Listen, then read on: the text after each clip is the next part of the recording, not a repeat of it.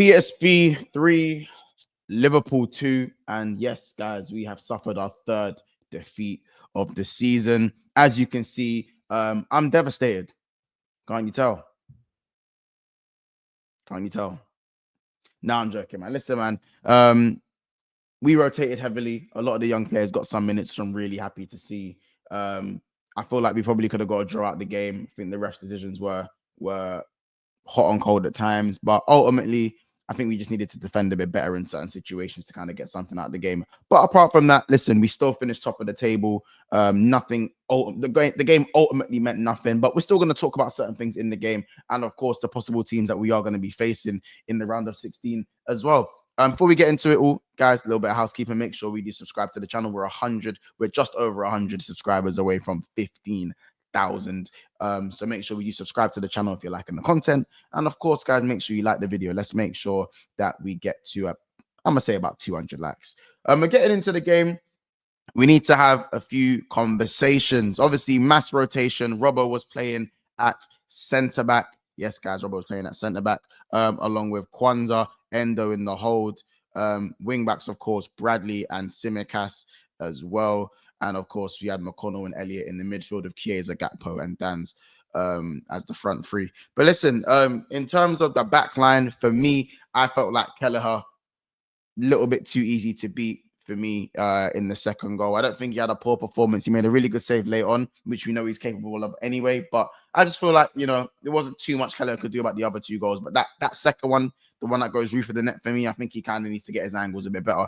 Saka scored a similar goal. And I feel like it's just positioning for that goal that just needs to be kind of sorted out anyways. So that's kind of my thing on Kelleher. But I'm not going to go too in on Kelleher, to be fair.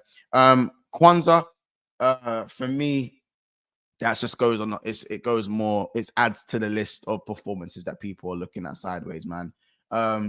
He hasn't had a good start to the season. He's had a few good performances, but this season it's been more bad than good, if I'm being honest. Does it worry me? Not necessarily, because he's still a young player and he's got time, but I think today was a time where I think he could have, even if it doesn't matter if we concede goals, but some of the clearances and some of the little moments he had, you can just see that there's a mistake in him, and he didn't really have that last season. He came in, he was confident, he was moving the ball, he was contributing to goals at times as well. I just feel like he hasn't quite recovered from being dropped out of the squad on opening day against Ipswich. And as I said, he's had some good performances in between, but I just feel like the mistake is kind of round the corner. So for me, he just needs to be better. And I think today, yes, he didn't have Van Dijk next to him. He didn't have a great, back line that we usually have. But at the same time, again, if we concede goals, it's not just going to be Kwanza's fault automatically.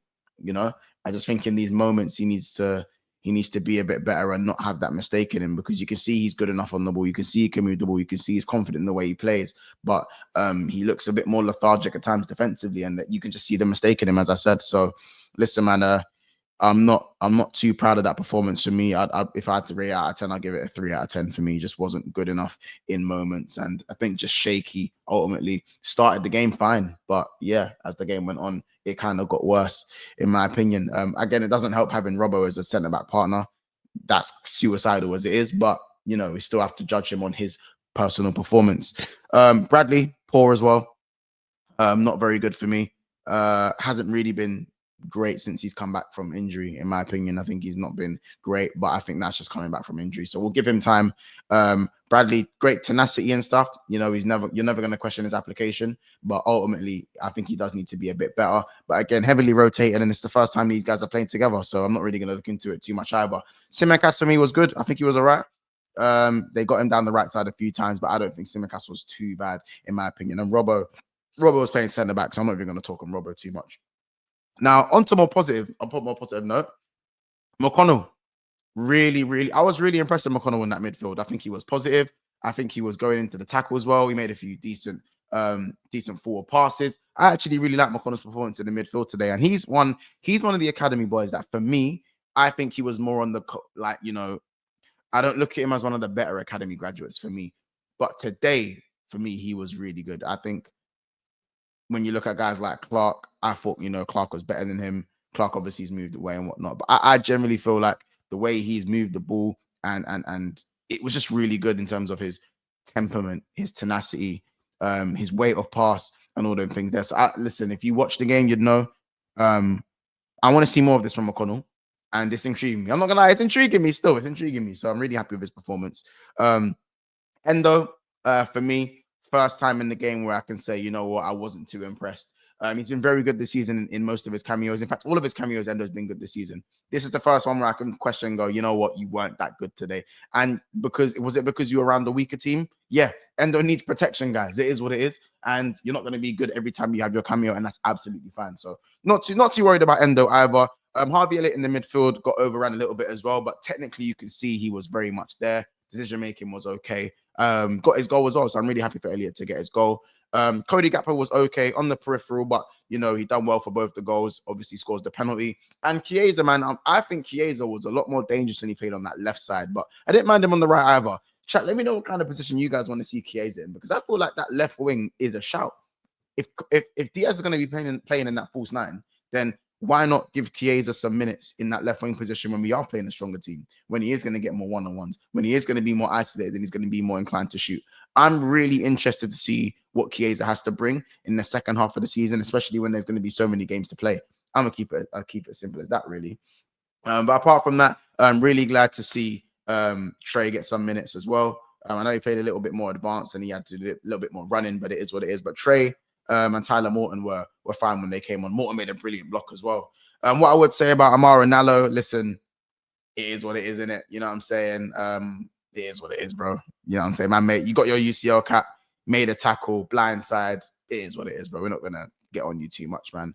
I would have liked to see Trent Doherty get on the pitch as well, but it is what it is. You know, there was a few other youngers on the bench, Lux of Mabea, Norris, Harvey Davis, you know what I'm saying? Yusuf, Kieran Morrison as well. Not so, you know, obviously Jarvis isn't gonna come on, is he? But yeah, no, like it's glad to see that some of the boys did get their UCL debuts today. It was really nice to see that. But obviously, moving on to what teams you could possibly face. Obviously, we've got PSG, Benfica, Brest, or Monaco. So we could play one of those 4 opponents in the last 16. Obviously, the team you kind of want to avoid is PSG, but I still think we beat all 4 of those teams. I think Benfica, Brest, and Monaco would be the favorites. I think PSG would be the favorites as well. But PSG are no slouches, man. We saw what they did to Man City. They are capable of hurting us. I think Dembele and Barcola on the wings and Doué can hurt our wing-back areas because I think, as I said, Robbo is washed. And obviously, Trent can have difficulties on certain days if he doesn't apply himself. But I think, you know, after that, I believe it will be Aston Villa. It could be Aston Villa or Lille and one of the other 4 in that bracket. So we actually have a nice, decent run to the final 8. And I feel like we need to take advantage of that. Going for all 4 this year is going to be very important. We're in a good position in all of the cups. And, you know, we've been given a nice little run for PSG, Benfica, and Brest. Not run, like a potential 4-team bracket to kind of face any of those teams. And I think we've earned that by coming first in the Champions League. You earn your due and you earn your way. So by finishing in the final 8, we've saved ourselves 2 games and we've got a favorable 4 teams that we could face. So listen, I'm going to keep it at that. Nothing too harsh today. The game ultimately didn't mean anything. 3rd loss of the season. You know, we go to Bournemouth on the weekend away and we saw what we could do, man. Listen, you never walk alone. If you made it this far, make sure you smash the like button. Make sure you catch today's stream, which was absolutely hilarious today. Absolutely. The stream is actually called, I apologize in advance. So go make sure you guys go and watch that stream. It's absolutely hilarious. If you didn't catch it already, make sure you like, subscribe, made it this far, and drop a comment who you thought your player of the match was for Liverpool. Me, I'm probably going to go McConnell for Liverpool, and Bakayoko was very good. He was very good for PSV today. So guys, make sure you subscribe to the channel, drop a comment what you thought of the game, and we'll see you guys in the next one, guys. Take care.